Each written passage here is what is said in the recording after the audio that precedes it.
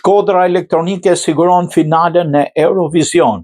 Emocion, krenari, një shpërthim reagimesh pozitive, Shqipëria rezultarisht finaliste në Eurovision Song Contest 2025, që po mbahet këtë vit në Basel të Zvicrës.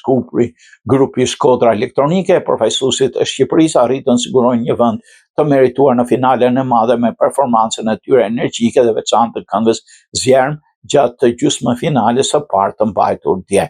Me një skenografi elektrizuese dhe një kombinim autentik të muzikës tradicionale shqiptare me elementet muzikës elektronike, Shkodra Elektronike rrëmbeu vëmendjen e publikut evropian dhe votat e mjaftueshme për të kaluar më tej. Kjo shënon një sukses të madh për Shqipërinë në skenën ndërkombëtare të muzikës. Finalja e madhe do zhvillohet të shtunën më 17 maj dhe Shqipëria do të jetë mes 26 shteteve që do të garojë për trofeun e këtij viti.